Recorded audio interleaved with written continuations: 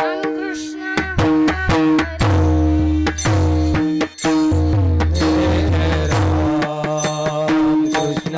हरी.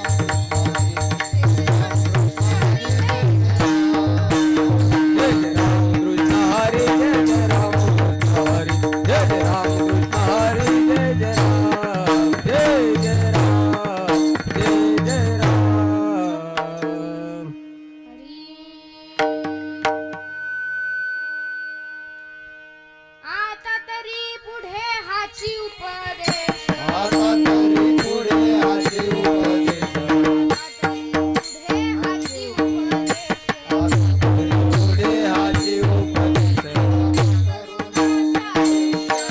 नका करू नाचा विषाचा नका करू नाचा विषाचा सकाळच्या पाया माझे दंडवत सकाळच्या पाया माझे दंडवत पुण्या चित्त शुद्ध करा पुण्या चित्त शुद्ध करा करावे देवाचे चिंतन करावे देवाचे चिंतन करुण्या मनाई करुण्या मनाई करोते सकाळच्या पाया माझे दंडवत सकाळच्या पाया माझे दंडवत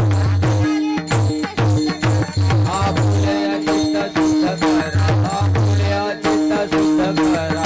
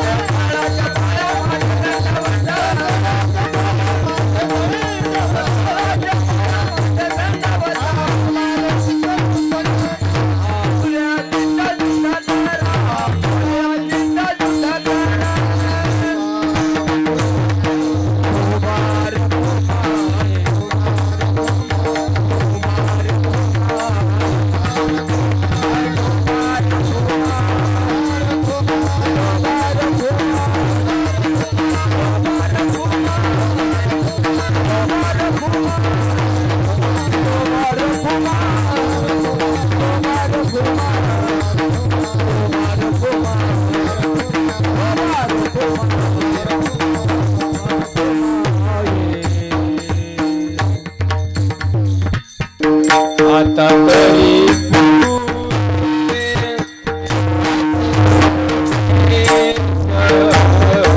आता तरी हाची उपदेश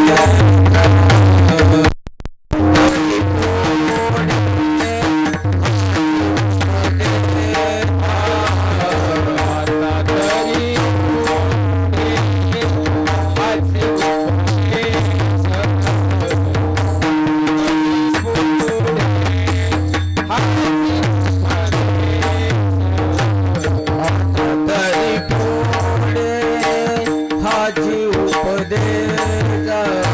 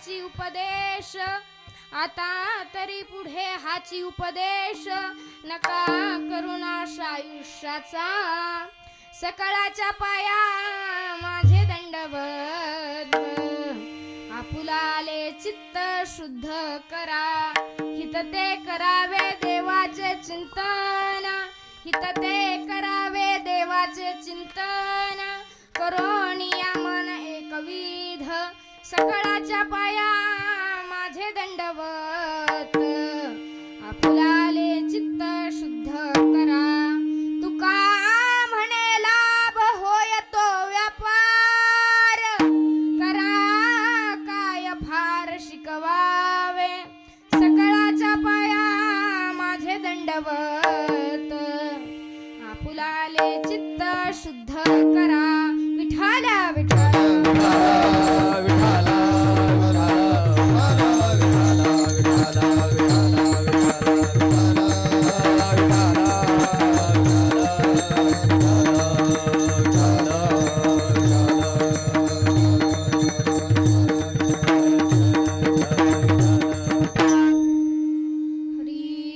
वक्रतुंड महाकाय सूर्यकोटी समप्रभ निर्विघ्नं कुरु मे देव सर्वकार्येषु सर्वदा महायोग पीठे तठे भीमरत्यं परं पुण्डलीकाय गातुं मुनीन्द्र समागत्य तिष्ठन्तमानन्दकन्दं परब्रह्मलिङ्गं भजे पाण्डुरङ्गम् पांडुरंगा करू प्रथम नमन पांडुरंगा करू प्रथम नमन पांडुरंगा करू प्रथम नमन पांडुरंगा करू प्रथम नमन पांडुरंगा करू प्रथम नमन पांडुरंगा करू प्रथम नमन पांडुरंगा करू प्रथम पांडुरंगा करू प्रथम नमन पांडुरंगा करू प्रथम नमन पांडुरंगा करू प्रथम नमन पांडुरंगा करू प्रथम नमन पांडुरंगा करू प्रथम नमन हे पांडुरंगा करू प्रथम नमन पांडुरंगा करू प्रथम नमन पांडुरंगा करू प्रथम नमन पांडुरंगा करू प्रथम नमन दुसरे चरण संतातिया दुसरे चरण संतातिया दुसरे चरण संतातिया दुसरे चरण संतातिया त्यांच्या कृपा दाने कथे कवितारू त्यांच्या कृपा दाने कथे कवितारू त्यांच्या कृपा दाने कथे कवितारू त्यांच्या कृपा दाने कथे कवितारू त्यांच्या कृपा दाने कथेचा विस्तारू त्यांचा कृपा दाने कथेचा विस्तारू त्यांचा कृपा दाने कथे त्यांचा कृपा दाने कथेचा विस्तारू पांडुरंगा करू प्रथम नमन दुसरे चरण संतातिया यांचा कृपा दाने कथेचा विस्तारू बाबाजी सद्गुरु दासका पांडुरंगा करू प्रथम नमन दुसरे चरण संताजिया त्यांचा कृपा दाने कथेचा विस्तारू बाबाजी सद्गुरु दास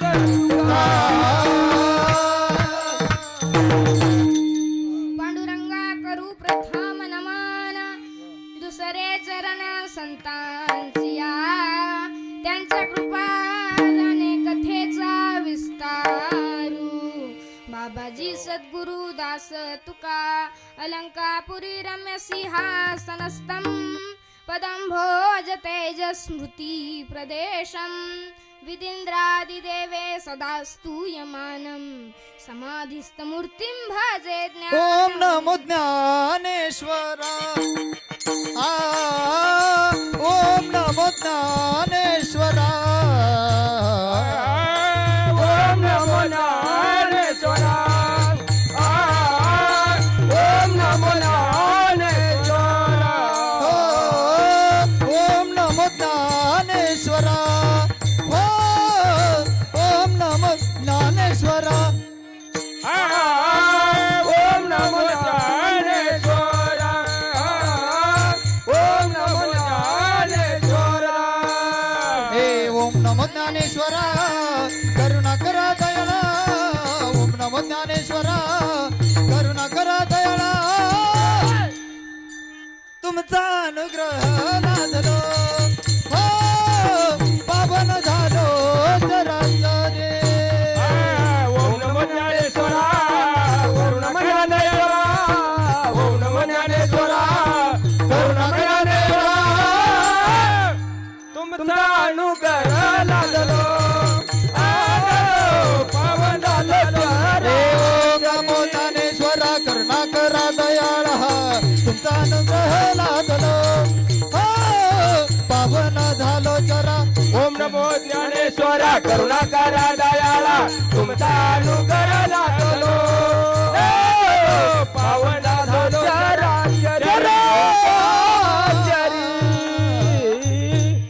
ओम नमो ज्ञानेश्वरा करुणा करा दयाळा तुमचा अनुग्रह लाधलो पावन झालो चराचरी मंगलम भगवान विष्णू मंगलम गरुड ध्वज मंगलम पुंडलीकाक्षो मंगलायतनो हरी जयांचे केलिया स्मरण होय सकळ विद्यांचे अधिकरण तेची वंदू श्री चरण श्री गुरूंचे ते नमस्कारोणी आता मस्तक हे पायावरी या वारकरी संतांच्या नागेंद्रहराय त्रिलोचनाय भस्मांगरागाय महेश्वराय नित्याय शुद्धाय दिगंबराय तस्मै नकाराय नमः शिवाय हरी आता तरी पुढे हाची उपदेश आता तरी पुढे हाची उपदेश नका करुणाश आयुष्याचा सकळाच्या पाया माझे दंडवत आपुलाले चित्त शुद्ध करा विठाला विठाला विठाला विठाला विठाला विठाला मायबाप प्रस्तुत प्राप्त प्रसंगी प्राप्त स्थळी कीर्तन रूपी सेवेकरता निवडलेला भंग महान भगवत भक्त संत सम्राट विश्ववंद्य महाराष्ट्र भूषण जगद्गुरु श्री संत तुकाराम महाराज यांचा महत्वाचा उपदेश प्रकरणातील 4 चरणांचा उत्कृष्ट असा अभंग आज आपण सेवेकरता निवडलेला आहे विठाला विठाला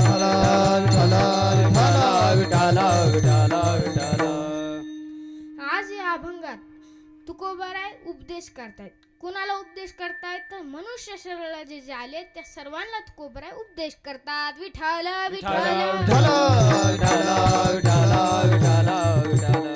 काय उपदेश करतात तर ते म्हणतात आता तरी इथून पुढे राहिलेल्या आयुष्याचा नाश करू नका. आता तरी पुढे हाची उपदेश नका करू नाश आयुष्याचा. आणि सर्वांच्या पायावर डोकं ठेवून सांगतो की आपापले चित्त शुद्ध करा. सकाळच्या पाया माझे दंडवत आपुलाले चित्त शुद्ध करा.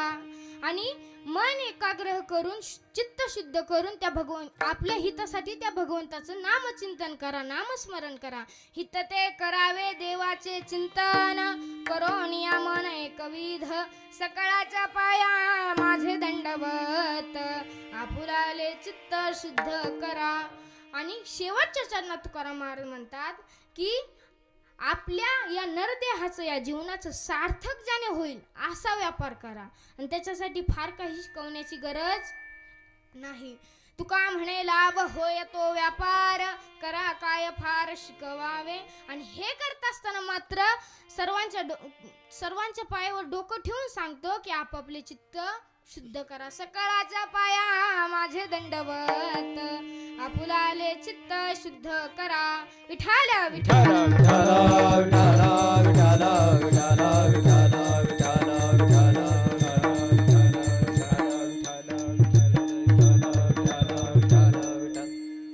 पहा तुकोबरायांच्या माझ्या अल्पबुद्धीप्रमाणे अभंगाचा अर्थ सांगण्याचा प्रयत्न केला. तुकोबरायांचा सांगण्याचा असाच भाव असू शकतो असे नाही, अजूनही काही वेगळा अर्थ होऊ शकतो, परंतु मी माझ्या अल्पबुद्धीप्रमाणे अभंगाचा अर्थ सांगण्याचा प्रयत्न केलेला आहे. विठाल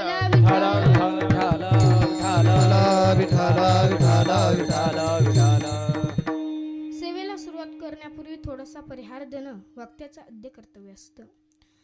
ज्या निमित्ताने आजची ही सेवा आहे ती तुम्हालाही माहीत आहे आणि मलाही माहीत आहे. आज बरोबर 1 वर्षापूर्वी या शेलार परिवाराचा आधारवड, या शेलार परिवाराचं पांघरून, मायेचं पांघरून बरोबर आज कैलासवासी नामदेव लहानू शेलार यांना जाऊन आज पूर्ण 1 वर्ष पूर्ण झाली व त्यांच्या स्मरणार्थ त्यांच्या ऋणातून मुक्त होण्यासाठी या शेलार परिवाराने सर्व शेलार परिवाराने मिळून या कीर्तनाचं आयोजन केलं. त्यांचं मनापासून आभार मानतो. मग त्यांच्या मागे असणारा जो परिवार, त्यांची जी 3 मुलं आहेत, त्याचप्रमाणे पहिले चिरंजीव ज्ञानदेव नामदेव शेलार असतील, त्याचप्रमाणे दुसरे चिरंजीव विठ्ठल नामदेव शेलार असतील आणि तिसरे चिरंजीव दिगंबर नामदेव शेलार असतील.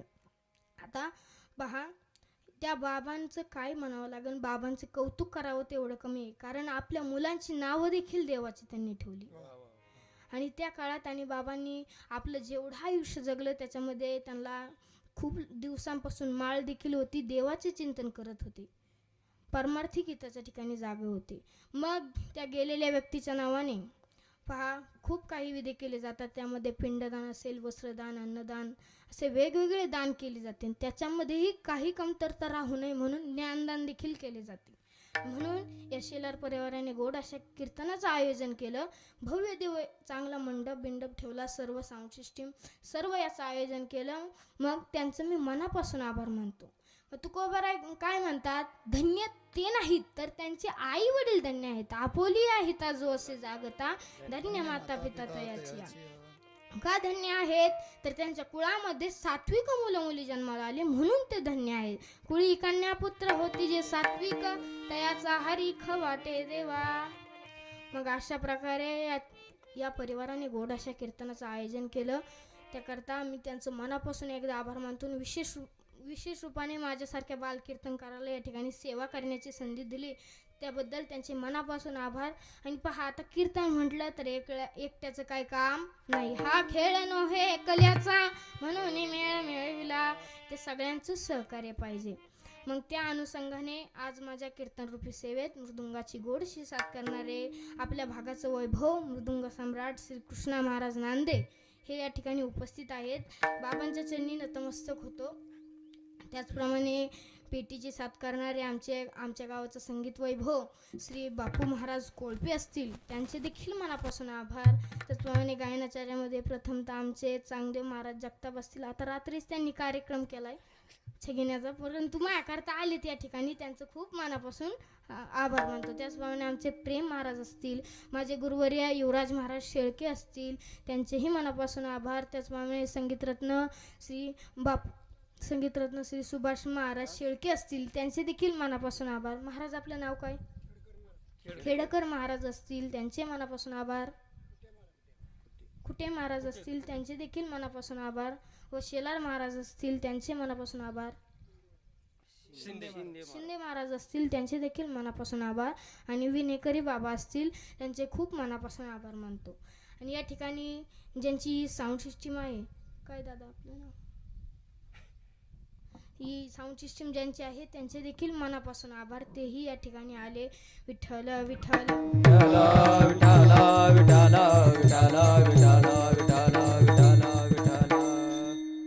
तर या ठिकाणी ते आले, त्यांचं खूप मनापासून आभार. तुम्ही सर्वजण बहुसंख्येने या ठिकाणी जमलात, तुमचं मनापासून आभार मानतो. आणि पहा, आज परिवाराचे एक श्रेष्ठ श्रेष्ठ म्हटलं तरी काय अडचण नाही, कारण या परिवाराचं त्या बाबांनी जेवढं जीवन जगलं करावं तितकं कौतुक कमी आहे. लवकरच त्यांच्या पत्नीने साथ सोडली नंतर, परंतु त्यांनी स्वतःहून आपल्या मुलांचं संगोपन केलं आणि तिन्ही मुलांना उच्च शिक्षित केलं. त्याच्यामध्ये 2 जण कारखान्यात कामाला आहेत आणि एक आपले इंजिनियर आहेत. त्यांचे मनापासून आभार मानतो. आता पहा, व्यक्ती गेल्यानंतर काय होतं, व्यक्ती गेल्यानंतर विविध दान केले जाते. पहा त्याच्यामध्ये काय, आता आपले दान तर सांगितले, मग आपल्याला सुख लागत नाही. आता काही लोक म्हणतात एवढं काय त्याच्यात, गेल्यावर व्यक्तीचे सर्व दान केले पाहिजे. परंतु लोकांना काय वाटतं, आता कैलासवासी नामदेव लानूस शेलार आज त्या ठिकाणी कुठे असणार आहेत, तर यमदरबारामध्ये उभे असणार आहेत आणि त्यांच्या कर्माचा आज हिशोब होणार आहे. मग तो कर्माचा हिशोब चालू असताना एक थोडं जरी पुण्य कमी पडलं तर आपण या परिवाराने गोडाचं एवढं पुण्य केलं, अन्नदान केलं, ज्ञानदान चालू आहे, मग असं एवढं पुण्य केलं, ते पुण्य त्यांना तिथं प्राप्त होणार आहे जर कमी पडलं तर. पण काही शिकलेली लोक म्हणतील एवढं काय त्याच्यात, आपण इथं पुण्य केलेलं तिथं कसं प्राप्त होईल. पहा एखाद्याला, आता एखाद्याचा मुलगा असेलच कुठे लांब शिकायला, मग शिकायला असल्यानंतर त्यांना पैसे लागल्यावर काय करता, मनी ट्रान्सफरच्या दुकानामध्ये जातो आणि जेवढे पैसे सोडायचे तेवढे त्याचा गुगल पे अकाउंट नंबर जे असेल तो देतो आणि मग ते पैसे कोणाच्या खात्यावर पडतात, बरोबर ज्याला पाठवायचे त्याच्याच खात्यावर पडतात. मग तसं आज गेलेल्या व्यक्तीच्या नावाने जर पुण्य केलं तर त्या ठिकाणी ते पुण्य त्याला मिळतं. परंतु तरी बी काही लोक म्हणतात एवढं काय त्याच्यात, मेलं म्हणजे गेलं, काय राहतंय मागं. परंतु असं म्हणून चालत नाही, त्या गेलेल्या व्यक्तीचा तळतळात उरलेला लागतो. आता काही जण म्हणतात गेलंय आता काय पडलंय त्याचं, परंतु तो तळतळा सोपा नसतो, सुख मिळत नाही. मग काही लोक जातात ब्राह्मण काकांकडे आणि म्हणतात आम्हाला सुख का मिळत नाही. त्यावेळी ते म्हणतात तुम्हाला पितृदोष आहे. मग काय करावं लागेल, त्याला पर्याय काय, तर पिंडदान करावं लागेल, नारायण नागबली करावं लागेल, असे विविध दान सांगतात, त्याशिवाय पर्याय नाही. म्हणून आपण व्यक्ती गेल्यानंतर त्याचे सर्व जे विधी आहेत ते केले पाहिजे. आणि खरं सांगू का, एखाद्याचा आशीर्वाद घेता नाही आला तरी चालेल, परंतु एखाद्याचा तळतळात मात्र घेऊ नये. आणि एखाद्याचा जर तळतळात घेतला तर आयुष्याची राख रांगोळी झाल्याशिवाय राहणार नाही. विठ्ठल विठ्ठल विठ्ठल विठ्ठल विठ्ठल विठ्ठल विठ्ठल विठ्ठल. शास्त्रानुसार गेलेल्या व्यक्तीच्या नावाने सर्व विधी केले पाहिजे. आणि सर्व विधी जर केले तर आपले पितर आपल्यावर प्रसन्न होतात आणि आशीर्वाद देतात. तुका म्हणे पितर आशीर्वाद देती, तुका म्हणे पितर आशीर्वाद देती, कल्याण इच्छेती त्यांचे सदा, कल्याण इच्छेती त्यांचे सदा. तुका म्हणे पितर आशीर्वाद देती, तुका म्हणे पितर आशीर्वाद देती, कल्याण इच्छेती त्यांचे सदा, कल्याण इच्छेती त्यांचे सदा. आशीर्वाद देती, कल्याण इच्छिती त्यांचे सदा. कधी तर सर्व विधी केल्यानंतर, आणि जर ते विधी केले नाही तर पितर काय होतात, नाराज होतात आणि शाप देतात. आहा कटाकट करीती पितर दुराचारी पुत्र झाला. वंशामध्ये दुराचार पुत्र झाला आणि ते पितर कटकट करतात, अतृप्त ते पितर कटकट करतात, म्हणतात आमच्या वंशामध्ये दुराचारी पुत्र झाला आणि आमच्या कुळाचा नाश झाला. आणि म्हणून गेलेल्या व्यक्तीच्या नावाने सर्व कर्मकांड केले पाहिजे. विठ्ठल विठ्ठल विठ्ठल विठ्ठल आणि म्हणून या शेलार परिवाराने गोड अशा कीर्तनाचं, अन्नदानाचं आणि ज्ञानदानाचं आयोजन केलं. त्याबद्दल त्यांचे खूप मनापासून आभार. गेलेले पितर नक्की त्यांना आशीर्वाद देतील. आणि पहा, आता व्यक्ती गेल्यानंतर काय असतं, अंत्यविधी, सावडणे, दशक्रिया विधी, असे वेगवेगळे कार्यक्रम, चवत भरणे, आता मला क्रमवर नाही सांगता येणार, परंतु असे विविध कार्यक्रम आपण करत असतो. मग ते कार्यक्रम आपण करतो कशा करता, तर गेलेल्या व्यक्तीच्या ऋणातून मुक्त होण्यासाठी. परंतु ज्या घरातून तो व्यक्ती जातो त्या घरावर मात्र दुःखाचा डोंगर कोसळतो.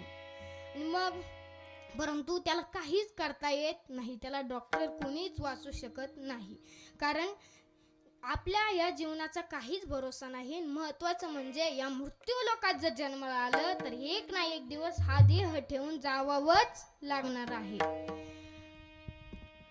मग हा एवढा देह आहे तो ठेवून जावंच लागणार आहे, कोणीच त्याला आडू शकत नाही. ए साथ देती नहीं ये किसी का, क्या भरोसा है इस जिंदगी का. या जीवनाचा काहीच भरोसा नाही. हा देह नाशवंत आहे, नाशवंत देह जाणार सकळ. आयुष्य खातो काळ सावध होणं, सावध व्हा, हा देह जाणार आहे किंवा देह जाईल जाईल यासी काळोबा खाईल. हा देह जाणारच आहे आणि त्याला कोणीच आडू शकत नाही. का जमत आपल्याला यम आला न्यायला, समजा आता मला यम आला न्यायला आणि मी असंच वाटेने चाललेलो होतो, यम आला, म्हणला चल रे तुला घेऊन जाणार आहे मी. आला यम. यम आल्यावर आता मी उड्या मारीन का? आपला शांत बसलो म्हणून चला घरी चहा पाणी करतो, तुमचं चहा देतो चांगला. यम आला बुवा, आला घरी, त्याला बसवला आणि म्हणतो चहा करायला गेलो किचनमध्ये, परंतु साखर मस होती, पण यमाला म्हणलं साखर नाही. आलो गावातून घेऊन, गेलो गावात तसंच पळत पळत गावात गेलो.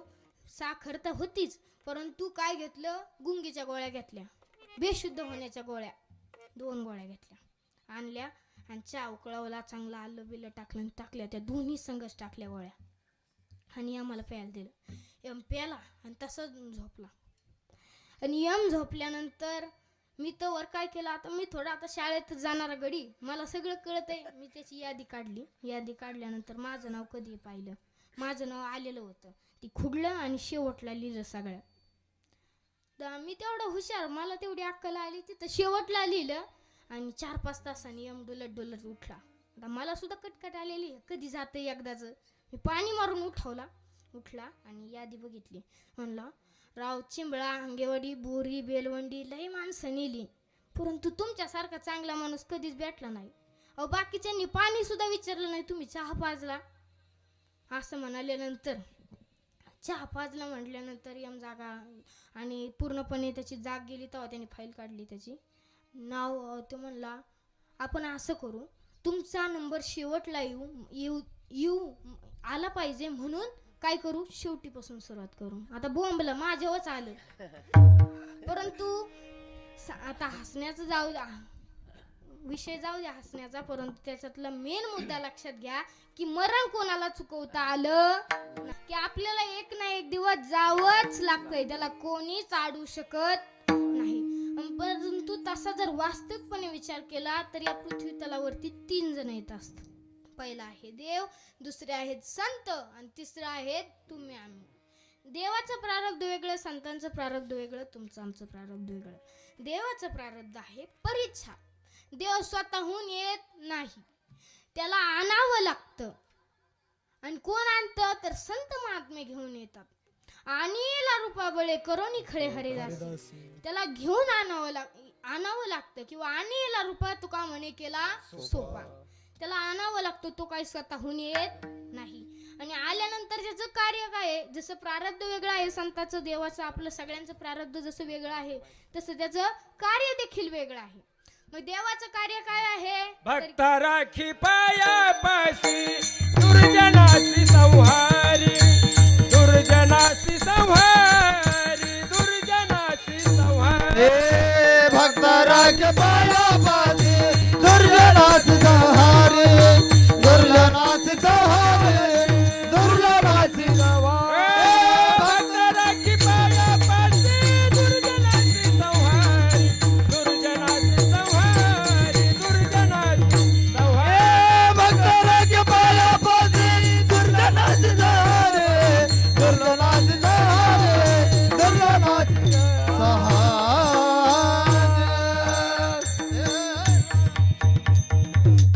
खूप गोड प्रमाण दिलं महाराजांनी. पहा, भक्ता राखे पायापाशी दुर्जनासी संहारी. किंवा गीताकार सुद्धा सांगतात की यदा यदा ही धर्मस्य ग्लानिन भवति भारत अभ्युत्थानम धर्मस्य तदात्मानं सूर्यमेहम. तो भगवान परमात्मा येतो आणि काय करतो, धर्माची घडी बसवतो, परत अजून दुष्टांचा नाश करतो आणि भक्तांचं काय करतो, तर भक्तांचं संगोपन करतो, रक्षण करतो. काय करतो भगवान परमात्मा समजलं. हा, दुसरा मुद्दा आहे कोण, संत. मग आता संत आहेत, त्यांचं प्रारब्ध आहे स्वइच्छा. संत महात्म्या स्वतःहून येत असतात, त्यांना आम्ही वैकुंठवासी आलो याच कारणासी. आम्ही वैकुंठवासी आलो याच कारणासी. हे आम्ही वैकुंठवासी आलो याच कारणाचे. आम्ही वैकुंठवासी आलो याच कारणाचे.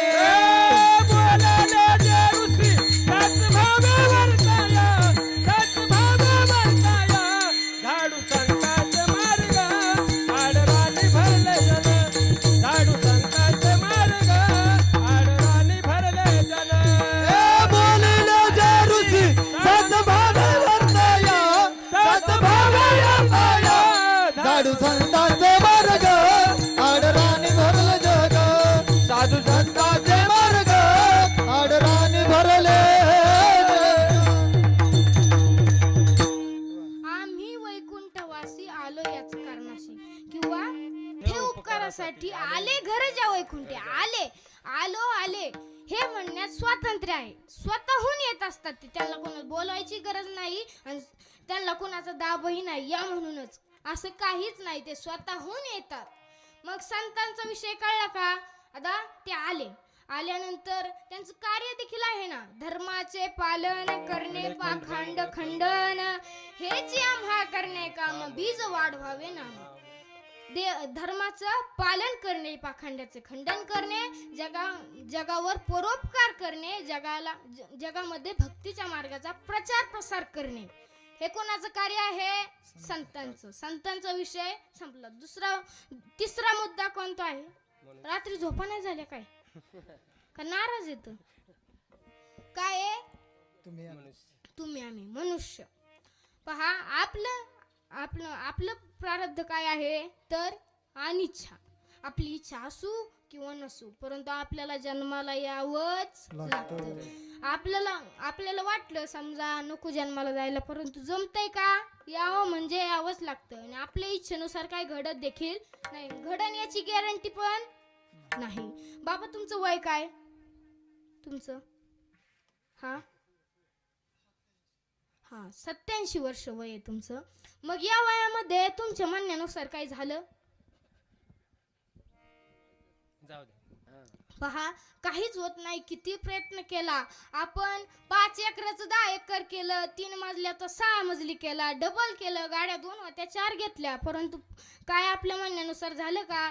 तरी भीती आहेच, याला कोणीच अडू शकत नाही. पहा, मग या ठिकाणी आता या संसारात जन्माला यायचं म्हटल्यावर सोपं आहे का. हो, आल्यावर जाऊ दे, येतानीच खूप दुःख आहे.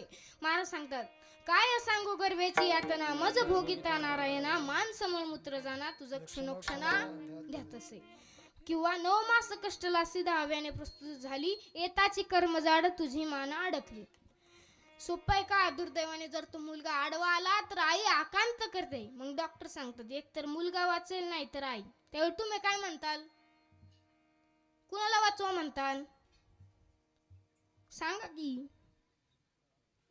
आईला, मुलाच्या आईला वाचवा म्हणतात.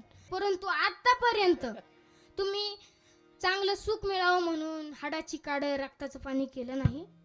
किती प्रयत्न केले, खूप प्रयत्न केले असतील. आता मी काही बघायला नव्हतो, परंतु खूप प्रयत्न केले असतील, परंतु तुम्हाला सुख मिळालं का, तर नाही. तुकोबरा नाटामध्ये सांगतात, सर्व सुखाची आशा जन्म गेला, क्षण एक मुक्ती यत्न नाही केला, हिंडता दिशा क्षीण पावला, माया वष्टीला जीव माझा.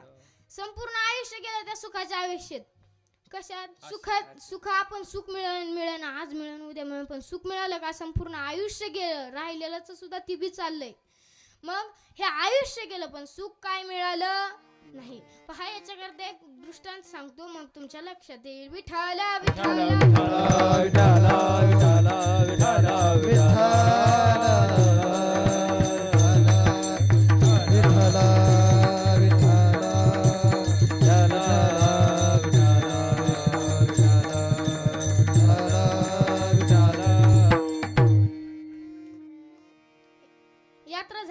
अजून बेलवंडीची पुढे आहे ना. पुढे मग गेल्या वर्षी यात्रा झाली. यात्रेच्या टायमाला आता सर्वजण देवाला नारळ फोडतात बरोबर का. हा मग नारळ फोडतात म्हटल्यावर एक जण होता आपला, त्याने विचार केला की नारळ फोडायचा आहे आपल्याला देवाला. गावात गेल्यानंतर नारळाच्या दुकानात गेला. तर तिथे गेल्यानंतर चांगले लय नारळ होते. त्याने विचारलं काय हो दादा नारळ कितीला आहे. ते म्हणले हाय 20 रुपयाला. 20 रुपयाला हाय म्हणले. मग 20 रुपयाला नारळ होता. म्हणला थोडं कमी जास्त नाही व्हायचं, कमी होईल का थोडं तरी. म्हणाले होईल ना. म्हणाले द्या मग. ते म्हणले इथं नाही होणार, कुठे जावं लागेल तर श्रीगोंद्याला जावं लागेल, तिथं तुम्हाला कमी पैशात नारळ भेटेल. ह्या गाड्याने गाडीला किक मारली आणि तसाच श्रीगोंद्यात गेला. श्रीगोंद्यात गेल्यानंतर तिथे एका दुकानात गेला आणि विचारलं काय हो दादा नारळ कितीला आहे. ते म्हणले आहे ना 15ला. ते म्हणाले राव बेलवंडीहून आलोय, थोडं कमी जास्त व्हायचं नाही. ते म्हणाले होईल ना. ते म्हणाले द्या मग. पण ते म्हणाले इथं नाही भेटणार, कुठे जावं लागेल नगरला. मग त्याकडे आता ह्याला वाटलं नगरला जायचं म्हटल्यावर हे इतका लांब कसं जाईल, येईन इथूनच नारळ. पण ह्याने सांगितलं होती तिथून नगरला गेलं. नगरला गेल्यानंतर तिथं हार नारळ जे काही देवपूजेचं साहित्य असतं तिथे एक दुकान होतं. तिथे गेल्यानंतर विचारलं काय हो दादा नारळ कितीला आहे. ते म्हणले 10ला. मग 10ला नारळ सांगितलं. म्हणले बेलवंडीत राहत होतो, बेलवंडीहून श्रीगोंद्याला, श्रीगोंद्याहून तुमच्याकडे आलोय, थोडं कमी जास्त व्हायचं नाही का. ते म्हणाला होईल. मग ते म्हणला 10 रुपयाला आहे ना 5 रुपयाला भेटन. मग ते म्हणला द्या. इथं नाही पण कुठं मुंबईला. मग त्यांनी तिथून गाडीला किक मारली, मुंबईला गेला. मुंबईला गेल्यानंतर मुंबईत नारळ 5 रुपयाला होता. परंतु त्या गाड्याने तिथे ऐकलं ते म्हणलं लय लांबून आले फुकट मिळेल का. ते म्हणलं इथं नाही फुकट मिळेल, कोकणात जावं लागेल. मग परत कोकणात गेला. कोकणात गेल्यानंतर तिथं आता चांगलं 10-12 एकराचा असा मोठा प्लॉट होता नारळाचा. तिथे गेला आणि विचारलं काय हो दादा एक नारळ नेऊ का. ते म्हणाले न्या, फक्त इथले नेऊ नका, हे पॅकेजिंगला चालले, तिकडे दुसरीकडले न्या. आतमध्ये गेला. अशी हिरवीगार बाग, भले मोठे मोठे नारळाचे झाडं, एक बारीक झाड होतं थोडं. तिथं गेला आणि त्या नारळ चढला हळूच, बळ चढला आणि नारळ तोडायला एका हाताने वाढला नारळ, पण नारळ काही तुटला नाही. मग ह्या गाड्याने दोन्ही हात लावले, काढला पाय सरकला ना.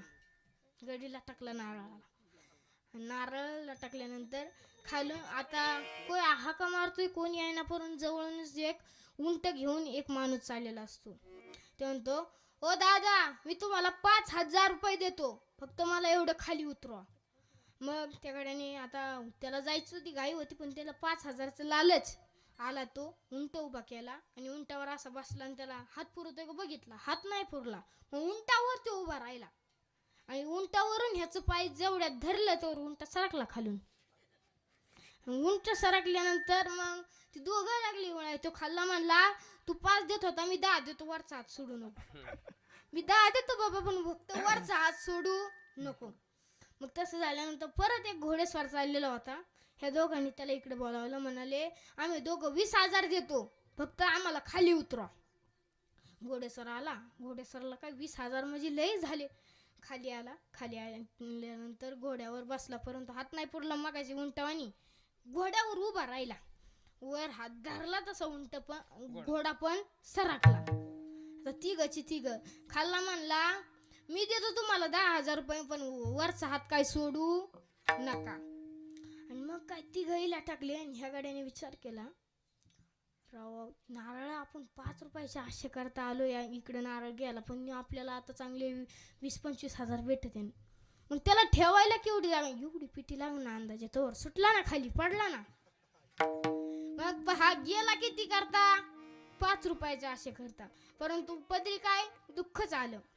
म्हणून महाराज म्हणतात सर्व सुखाची आशा जन्म गेला, क्षण एक मुक्ती यज्ञ नाही केला, हिंडता दिशा क्षीण पावला, मायाविष्ठीला जीव माझा.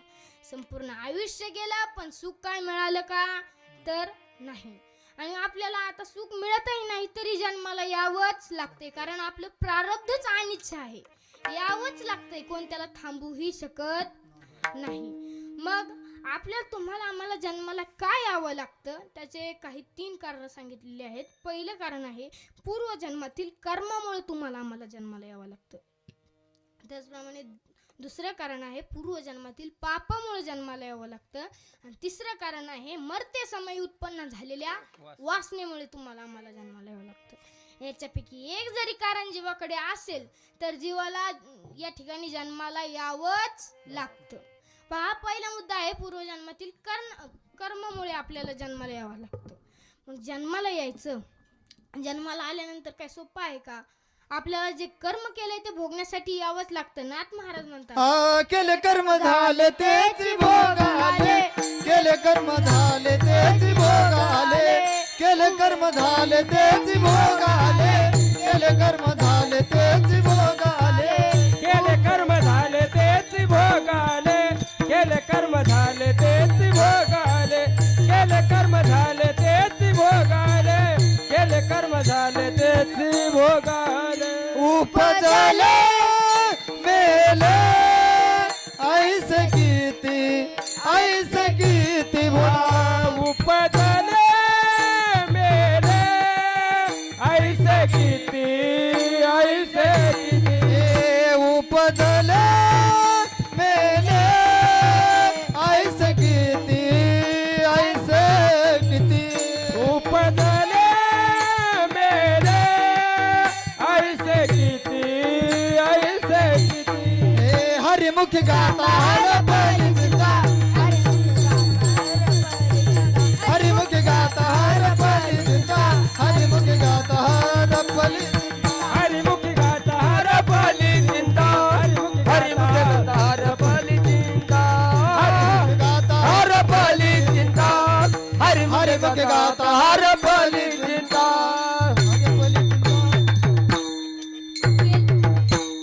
केले कर्म झाले त्याची भोग आले, उपजले मेले ऐसे किती. जे कर्म करतो ते भोगायला आपल्याला या ठिकाणी यावंच लागतंय. पहिला मुद्दा कळाला. आपण जे कर्म करतो पूर्वजन्मात ते भोगायला यावंच लागतंय. दुसरा मुद्दा आहे पूर्वजन्मातील पाप भोगण्यासाठी तुम्हाला आम्हाला या ठिकाणी कशा करता यावं लागतंय तर जन्माला यावं लागतंय. पहा, आपल्याला जन्माला यावं लागतंय, परंतु जन्माला आल्यानंतर आपल्याला असं काही कर्म भोगावं लागतं. ते आपल्याला लक्षात नाही आपण काय कर्म केलंय, परंतु भोगताना आपल्याला वाटतं काय देवाने आपल्या नशिबी 7.5 लावली. काही लोक देवाला शिवाय देतात आणि काय म्हणतात देवाला आमचं खपवलंच नाही, थोडं चांगलं व्हायला लागलेलं तर लगेच वाईट करून ठेवलं. देवाला काही खपवलंच नाही काही म्हणतात, परंतु तुम्ही जे कर्म केलंय ते भोगायला तुम्हाला यावं तर लागतंय आणि तेच आपल्याला तुम्हाला आम्हाला भोगावंच लागतंय. दुसरा मुद्दा देखील कळाला. तर आणि तिसरा आणि शेवटचा मुद्दा आहे की मरते समय उत्पन्न झालेल्या वासनेमुळे तुम्हाला आम्हाला जन्माला यावं लागतं. तर पहा, तुम्हाला याच्याकरता एक गोड दृष्टांत सांगतो. पहा, जड भरत राजा हरणी गर्भा गेला, झाला तो घातला वासनेने. पहा, जड भरत नावाचा एक राजा होता आणि तो राजा आपला संसार सुखाने करत होता. परंतु एकदा त्याने ऋषींच्या मुखातून ऐकले, जर जीवनाचं या नरदेहाचं सार्थक करायचं असेल तर भगवंत प्राप्ती झाली पाहिजे, असं त्याने ऋषींच्या मुखातून ऐकलं आणि त्याने ठरवलं की आता भगवंत प्राप्ती करायची. आणि एवढं राजा ऐश्वर्य होतं, त्या सगळ्याचा त्याग केला आणि राजा कुठे गेला? 18 भार वनस्पती फुले फळे वळंगती, 18 भार वनस्पती फुले फळे ओळती, 22 त्या पोखरणी नदी गंगा वाहती, 22 त्या पोखराने नदी गंगा वाहती, माझ्या घरी राजराणीवर फुले स्त्रिया सम, ज्या घरी गुला स्त्रिया राज्य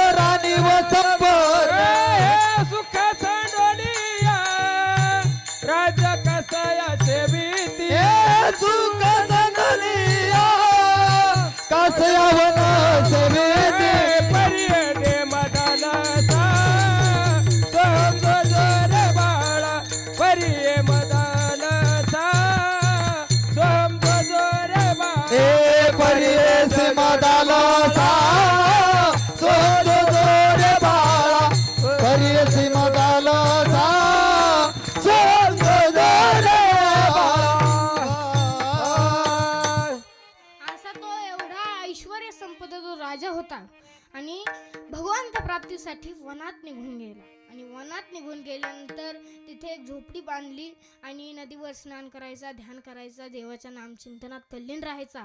परंतु एक दिवस काय झालं, राजाने स्नान केलं आणि जवळच त्या ठिकाणी नदीच्या काठालाच तो ध्यान करत बसला होता.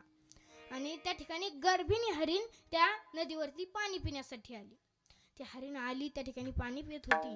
हे राजाने देखील पाहिलं आणि तेवढ्यात एका वाघाची डरकळी ऐकू आली. तशी ती हरीण घाबरली आणि तशीच पळू लागली. तिचा जो गर्भ होता तो खाली पडला आणि तो त्या राजाने पाहिलं आणि त्या वाघाची डरकळी देखील त्या राजाने ऐकली होती. खाली गर्भ पडलेला पाहिला राजाने, तिथे गेला, त्या गर्भाला उचललं, स्वच्छ केलं आणि स्वच्छ केल्यानंतर आपल्या कुटीत घेऊन गेला, अर्थात झोपडीमध्ये घेऊन गेला. तिथे गेल्यानंतर त्याचं संगोपन करू लागला. हळूहळू ते पाडस मोठं झालं आणि मोठं झाल्यानंतर ते पाडस आता मोठं झालं, परंतु राजाच्या दिनचर्येत मात्र अडथळा येऊ लागला. राजा ध्यान करत असेल तर ते हरीण तिथे यायचं, उड्या मारायचं. राजा देवपूजा करत असेल तरी ते यायचं. राजा फळे फुले आणायला गेला तरी ते त्याच्यासोबतच असायचं. आणि मग मात्र राजाच्या दिनचर्येमध्ये अडथळा येऊ लागला. पुढे काही दिवसांनी राजाचा अंत्यकाळ जवळ आला आणि अंत्यकाळ त्याचा जवळ आल्यानंतर त्याने शेवट हा विचार केला.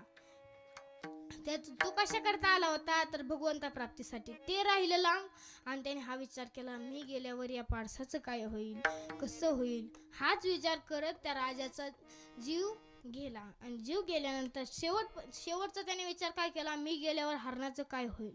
आणि म्हणून पुढच्या जन्मी मात्र त्याला हरणाच्या पोटी जन्म घ्यावा लागला. जेडा भरत राजा हरणी गर्भा गेला, घाला तो घातला वासनेने. आपल्या आपण जी चिंततो, मरते समय उत्पन्न झालेली जी वासना असते त्याच्यामुळे आपल्याला जन्माला यावं लागतं. पहा, आता तो राजा हरणी गर्भा गेला, तसं आपण देखील आपण जी काही आता शेवटच्या म्हणी आपण जी पूर्वजन्मात काय केले त्याच्यामुळे आपल्याला या ठिकाणी जन्म घ्यावाच लागलेला आहे. मग इथं आल्यानंतर कुठे काय आपलं असं चांगलं काम आहे वर काय आहे.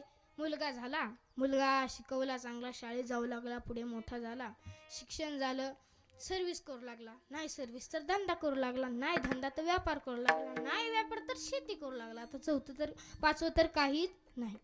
मग याच्यापैकी काही ना काहीतरी तो करू लागला. पुढे त्याचं लग्न झालं, आई बापाने 2चे 4 हात केले, त्यांचं लग्न झालं. लग्न झाल्यानंतर त्यांना देखील मुलं झाली. मुलं झाल्यानंतर ती शिकली, त्यातला एखादा सर्व्हिस, एखादा धंदा, कोणतरी व्यापारी, कोणतरी शेतकरी, दुसरं तर काही नाही.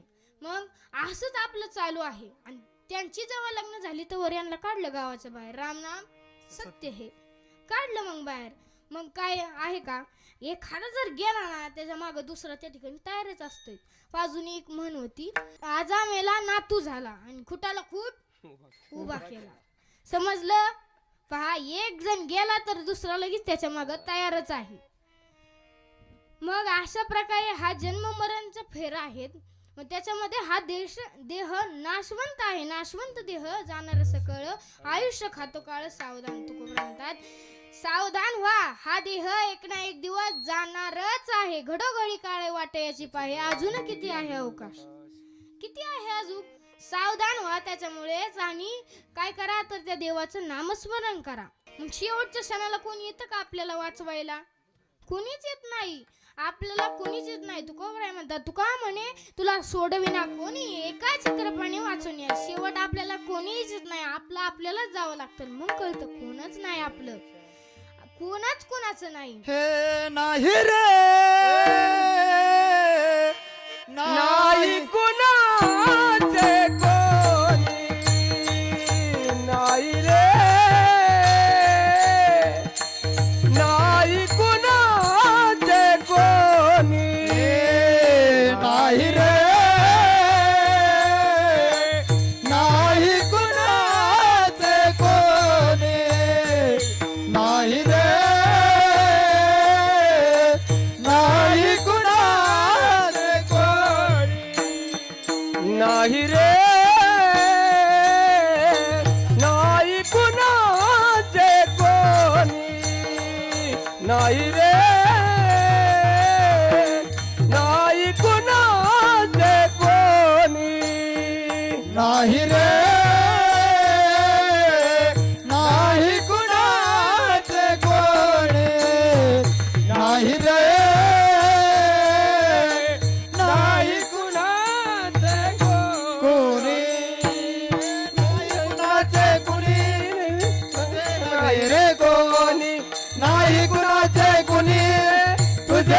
रे कोणी अंती वाचले कल्पना माझे माझे म्हणून अंती एकला जातील पाना माझे माझे म्हणून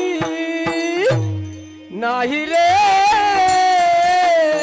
नाही कुणाचे कोणी नाही रे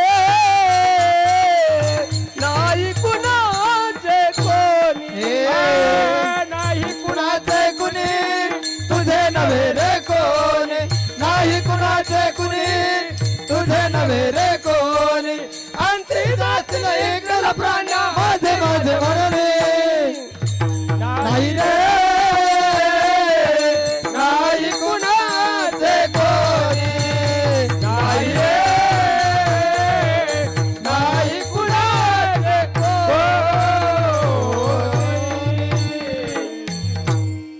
त्यावेळी मरते समय आपल्याला वाचवायला कोणीच येत नाही. मग आपल्याला कळतं कुणीच कुणाचं नाही. त्यावेळी आपण जर नामचिंतन केलं असतं तर आता काही ना काहीतरी फायदा झाला असता. म्हणून आता तरी सावध व्हा गड्या हो. पुढचं जेवढं आयुष्य राहिलंय ते वाया घालू नका. पहा, सावध सावधान वाचे वदानारायण.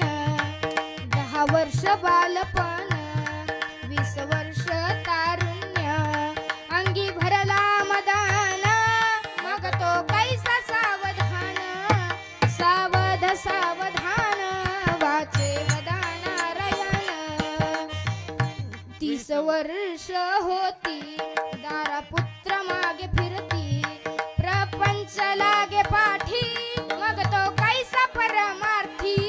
सावध सावधान वाचे वदानारायण. 40 वर्ष झाली डोळा 40 आली. काय होतं 40 वर्षामध्ये? काय होतं? चष्मे लागतात. काहींना लागले आहेत. पहा, 40 वर्षामध्ये डोळ्याला चष्मे लागतात. 40 वर्ष झाली डोळा 40 आली. डोळ्यास भुरळ पडली कैसे दूर आणि जवळी. सावध सावधान वाचे वदानारायण.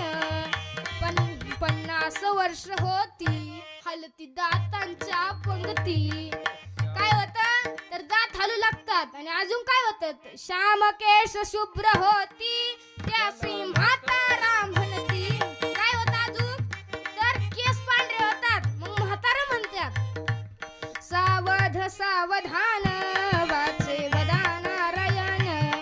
60ची बुद्धी नाठी. पहा, 60 मध्ये काय होतं? माणसाचं डोकंच नीट चालत नाही. आता एका गावात मी कीर्तनाला गेलो. कीर्तनाला गेल्यानंतर एक बाबा होते. बाबांना मी काय दिसलोच नाही जणू काय. बाबांनी मला विचारलं, महाराज आले का? आलो. ते म्हणले कशा आले? पाय आले का गाडीत आले? म्हणलं आता गाडी आहे, गाडीत आलो. म्हणले तुमचं लग्न झालं का? आम्ही दिसलो नाही. मी दिसलोच नाही त्यांना. ते मला म्हणाले लग्न झालं का? म्हणलं नाही अहो, अजून मी बाल कीर्तन काढे, बारीकच आहे मी. आणि मग पोरं आहेत का? आता काय करावं? असं केलं काय म्हणावं मी आता. त्याच्यामुळे 60 मध्ये काय होतं? बुद्धी नाठी होती. 60ची बुद्धी नाठी मग हाता आली काठी. वस लागे पाठी त्यासी हसती कारटी. सावध सावधान वाचे वदानारायण. 70ची झाली रचना बसल्याने उठवेना. उठल्याने चालवेना मग तो झाला दैन्यवान. सावध सावधान वाचे वदानारायण. 4-20 मिळून 80 मग तो झाला अपयशी. कळलं का काय होतं? 80 वयामध्ये काय होतं? अपयश येतं माणसाला. आणि 80 वयाच्या म्हाताऱ्याने तर कधीच लग्न जमवायला जाऊ नाहीतर ज्याची बायको आहे तीच जायची पळून. त्यामुळे अपयश येतं. म्हणून काय होतं तर 4-20 मिळून 80 मग तो झाला अपयशी. पाण्याविन मछली जायसी जीव होत का सविसी. सावध सावधान वाचे वदानारायण. मग वर्ष झाले 90 बोलावे ना एक शब्द. श्री पुत्र म्हणे प्रसिद्ध आता तोडावा संबंध. सावध सावधान वाचे वदानारायण. समजलं काय होतं? कधी जाईन असं वाटत त्यांना. मग 1 शतक पूर्ण झाला, आला तैसा वाया गेला. रामदास स्वामी म्हणे योगी सावध झाला. सावध सावधान वाचे वदन. नारायण सावध सावधान वाचे वदन. नारायण सावधान वाचे वदन नारायण. सावध सावधान वाचे वदन नारायण. सावधान. पहा, आपल्याला जन्माला आल्यानंतर 2 जागी सावध केलं जातं. एक असं अभंगाद्वारे परमार्थामध्ये म्हणतात, परमार्थामध्ये जर नसेल तर म्हणतात सावधान परमार्थ करा. आणि दुसऱ्या जागी कुठे सावध केलं जातं? शुभमंगल सावधान. आता सावध हो बाबा, ही करू नको तरी आपण ऐकतो का? ह्या नवऱ्याचं लक्षच तेवढं असतं. कधी होईन एकदाचं मंगलाष्टकन टाकीन हा. आणि त्या नवरीने नीट बघितलं नाही, ती खाली बघत होती, टाकला ब्राह्मणाच्याच गळ्यात. बोंबलायचं का? मग अशा प्रकारे सावध केलं जातं. परंतु सावध झालं तर ठीक आहे, नाहीतर आयुष्य गेल्याशिवाय मोकार आपलं आयुष्य वाया जातं. मग तुकोबराय म्हणतात की आता तरी इथून पुढे राहिलेल्या आयुष्याचा नाश करू नका. तेच आजच्या अभंगाच्या प्रथम चरणात. आता तरी पुढे आजी उपदेजा. आता तरी पुढे आजी उपदेजा. आता तरी पुढे हाची उपदेश. आता तरी पुढे हाची उपदेश.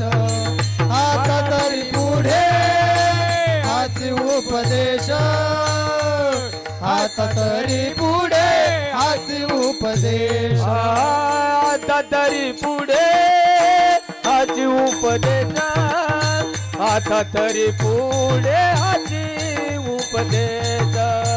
आता तरी पुढे आजी उपदेजा. आता तरी पुढे आजी उपदेजा. आता तरी पुढे हाची उपदेश. आता तरी पुढे हाची उपदेश. आता तरी पुढे हाची उपदेश. आता तरी पुढे हाची उपदेश. नका करू नाज आवीचा जा.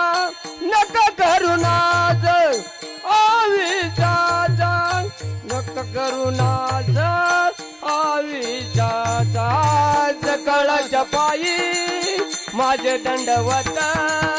सकळच्या पायी माझे दंडवत.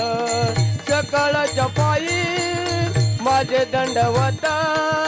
सकळच्या पायी माझे दंडवत. हे सकळाच्या पाया माझे दंडवत. सकळाच्या पाया माझे दंडवत. सकळाच्या पाया माझे दंडवत. सकळाच्या पाया माझे दंडवत. आता तरी पुढे हाची उपदेश. नका करू नाश आयुष्याचा. सकळाच्या पाया माझे दंडवत. आपुलाले चित्त शुद्ध करा. पहा, आता तरी मी इथून पुढे हा उपदेश करतो की राहिलेल्या आयुष्याचा नाश करू नका. असं कोण सांगतंय? तुकोबराय ते म्हणताय सगळ्यांच्या. आपला हा जो देह मिळाला आहे तो अत्यंत दुर्लभ पद्धतीने आपल्याला मिळाला आहे. हा नरदेह शास्त्राने जे सांगितले जे दुर्लभ गोष्टी आहेत त्याच्यातील पहिली दुर्लभ गोष्ट म्हणजे नरदेह आहे. नरदेह दुर्लभ जाणार. नरदेह दुर्लभ जाणार. नरदेह दुर्लभ जाणार. नरदेह दुर्लभ जाणार. शतवर्षाची गणना रे. शतवर्षाची गणना. शतवर्षाची गणना. शतवर्षाची गणना. त्यामध्ये दुःख यातना रे. त्यामध्ये दुःख यातना. त्यामध्ये दुःख यातना. त्यामध्ये दुःख यातना. तुम्ही आठवा मधुसूदना.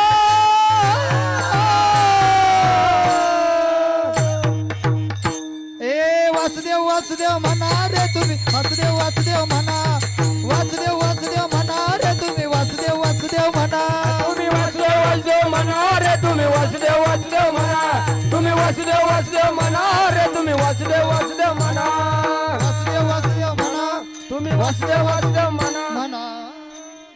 काय करा तर वासुदेव वासुदेव म्हणा आणि सर्वांच्या चरणी नतमस्तक होतो की काय करा आपापले चित्त शुद्ध करा. आणि तेच आजच्या अभंगाच्या दुसऱ्या चरणात सकाळच्या पाया माझे दंडवत आपुलाले चित्त शुद्ध करा असं तुकोबराय सर्वांना सांगू लागले चित्त शुद्ध करा. आता लोक काय ऐकेनात.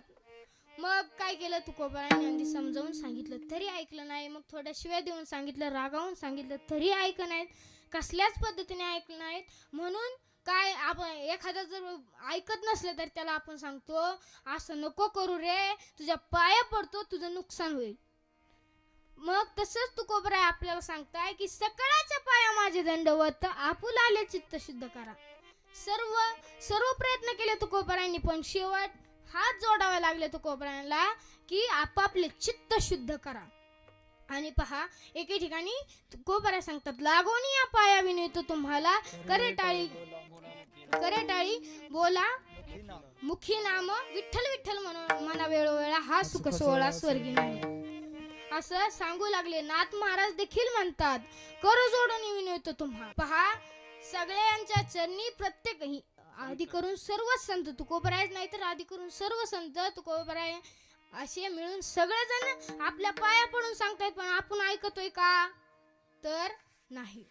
मग राहिलेल्या आयुष्याचा नाश करू नका असा उपदेश तुकोबरायांनी केला पहिल्या चरणात. नंतरून पाया पडून समजावून सांगितलं आणि तिसऱ्या चरणात सांगितलं आपल्या हितासाठी त्या भगवंताचं नामस्मरण करा. हित ते करावे देवाचे चिंतन करून या मने कविध सकाळच्या पाया माझे दंडवत आपुलाले चित्त शुद्ध करा.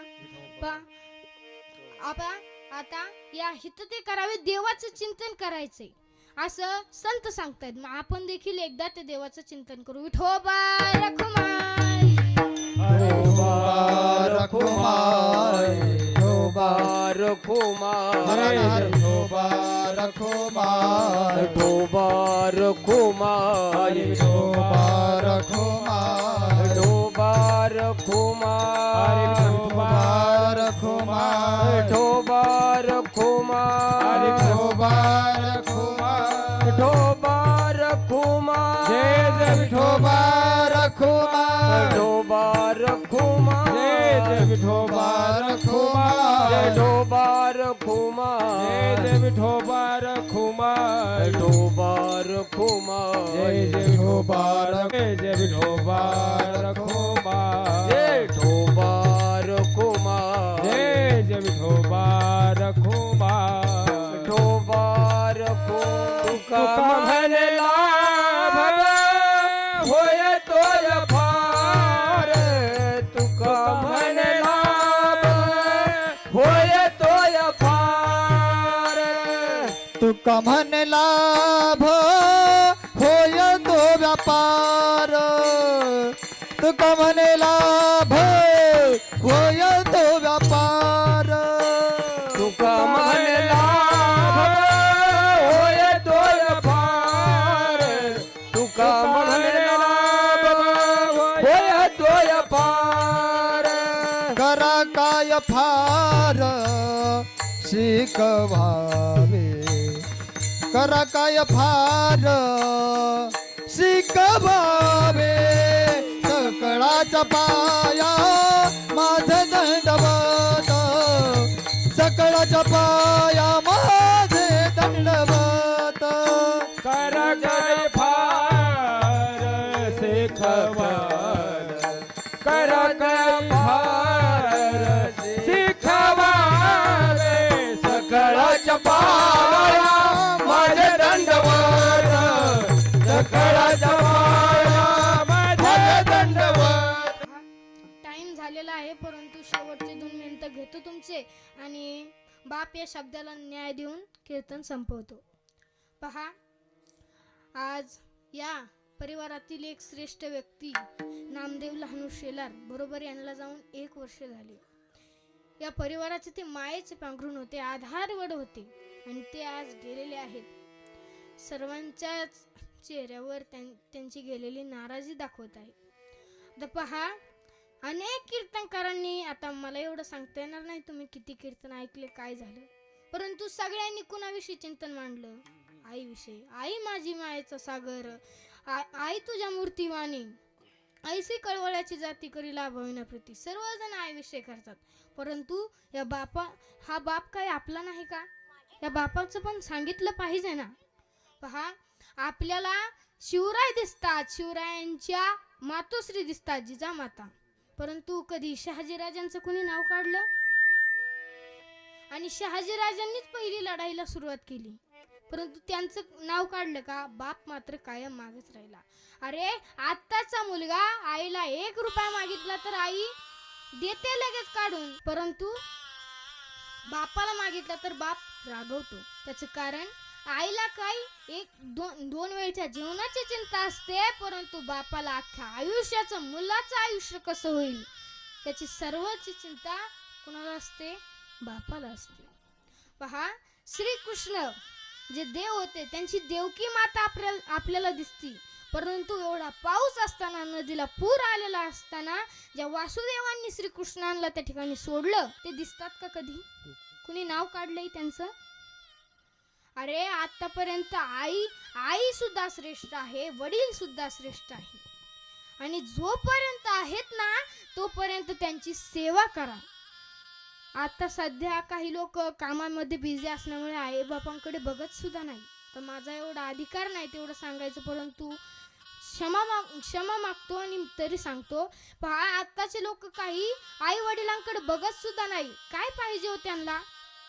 एखाद्याला असती सवय तंबाखू विड्याची कोणाची, परंतु मग त्याचं एवढं 10-20 रुपयावरून आपण भांडणं करतो, आणि एखाद्या वेळेस ती नकोही असते. फक्त तुमचे गोड असे शब्द त्यांच्या कानावर पडले तरी त्यांचं पोट भरून जातं.